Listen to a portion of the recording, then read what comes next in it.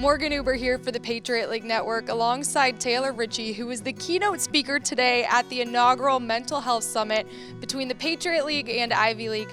Taylor, it was a unique situation having administrators and student athletes here in the room today. Of all of your presentation, what are you hoping that they really took away from what you had to say? Yeah, I think that when we're talking about this idea of mental health in college athletics, there's that two sides where we're focusing on the student athlete, taking care of their mental health, taking care of their mental health while they're doing their sports and school and life. But a big piece of that is having the athletic department, having staff support that and provide those resources and relationships that student athletes need. So it was very awesome to get to speak to both today. Usually it's just one or the other. So to get to speak to the inspiration for the student athletes, but then also get to speak to the support that the faculty that were in the room could give those student athletes. It was a unique opportunity, hopefully that they're going back to their campuses and possibly starting something like Damn Worth It there, and both sides of the coin knowing exactly what they need to do just that. You ended your presentation encouraging the student athletes to go back and share their stories on their respective campuses. How did you take the first step to find that courage to share your story?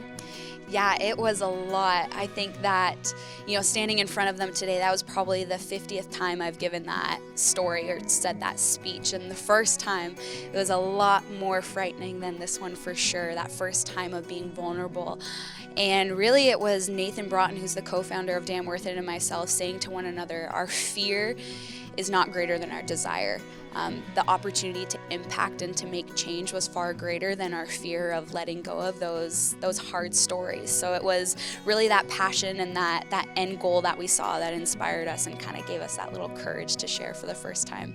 There's such a stigma today behind mental health, and we're here today to work to combat that, specifically with the student athletes in the Patriot League and Ivy League. What can we do as everyday individuals to work to combat the stigma? Yeah, so one of the big things that Nathan and I talk about on a regular basis whenever we talk about Damn Worth It is the power of the three words, how are you? And it's common in our society, you text someone, say, hey, how's it going? Or cross them in the street. But when you actually sit down with someone and say, how are you? That's something so simple that everyone can do every day that just starts to open up that conversation. So those three words are huge.